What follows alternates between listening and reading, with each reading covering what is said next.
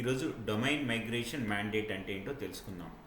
Domain name అంటే మనిషికి ఎలాగైతే ప్రతి వ్యక్తికి ఎలా అయితే ఇంటి అడ్రస్ ఉంటుందో అలాగే మనము ఒక బ్యాంక్ కానీ ఒక ఫైనాన్షియల్ కంపెనీ కానీ వాళ్ళ వెబ్ పేజీ ఓపెన్ చేయాలంటే వాళ్ళకు ఒక డొమైన్ నేమ్ అని ఉంటుంది.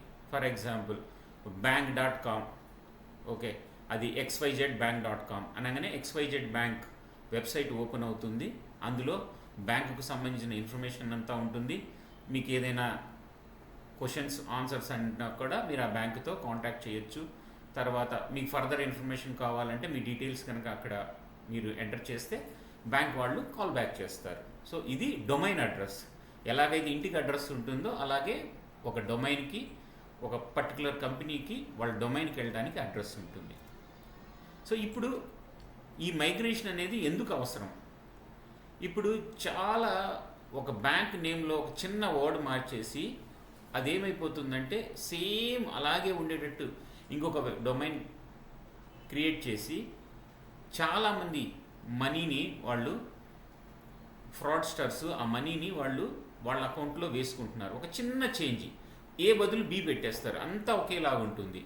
మీరు వాళ్ళ వెబ్సైట్లోకి వెళ్ళి మీరు ఏదో మీ ఇన్ఫర్మేషన్ ఇవ్వటం వల్ల కానీ, లేదంటే మీ ఒక ఫైనాన్షియల్ ట్రాన్సాక్షన్ చేయటం వల్ల కానీ మీరు ఒరిజినల్గా ఎవరికైతే ఇద్దామనుకుంటున్నారో అమౌంట్ అది రాంగ్ పర్సన్కి లేదా ఒక ఫ్రాడ్స్టర్కి వెళ్ళిపోతుంది. సో గవర్నమెంట్ ఏం చేసిందంటే దీన్ని స్టాండర్డైజ్ చేయడానికి, ఇప్పుడు ఫర్ ఎగ్జాంపుల్ నా స్క్రీన్లో చూడొచ్చు మీరు, ఒక బ్యాంక్ వాళ్ళ డొమైన్ అడ్రస్ xyzbank.com అనేది ఇప్పుడు ఎట్ ప్రజెంట్ ఇలా ఉంటుంది. కానీ ఫ్యూచర్లో అలా ఉండదు. xyzbank.com bank.in అంటే ప్రతి బ్యాంక్కి bank.in అనేది యాడ్ అవుతుంది. ఇది మిగిలిన వాళ్ళకి ఎవ్వరికీ రాదు.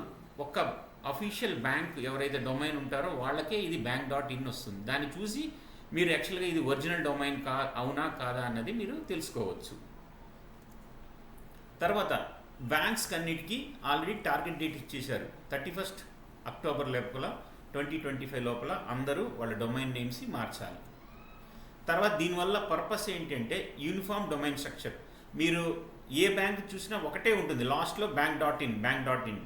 ఐడెంటిఫికేషన్ వెరిఫికేషన్ ఈజీ అయిపోతుంది, యూనిఫామ్ ఉంటుంది అన్ని బ్యాంక్స్కి. సో దీన్ని ఎవరెవరు ఫాలో అవ్వాలంటే public and private sector banks, ఇండియాలో ఉన్న all public and private sector banks, RRBs, urban cooperative banks, state and district central cooperative banks, small financial banks, payment banks, వీళ్ళందరూ వాళ్ళ డొమైన్ నేమ్స్ని bank.in అని మార్చాలి. దాని ముందు వాళ్ళ పేరు పెట్టుకోవచ్చు, లాస్ట్ మటుకు bank.in అనేది కంపల్సరీగా ఉండాల్సి వస్తుంది. సో ఫ్యూచర్లో ఎలా ఉంటాయి ఒక వెబ్సైట్ ఒక బ్యాంకుది www.bankname.bank.in అని ఉంటుంది. సో మీకు రైట్ మోస్ట్ చూడగానే మీరు చెప్పేయచ్చు ఇది ఒక బ్యాంక్ అని.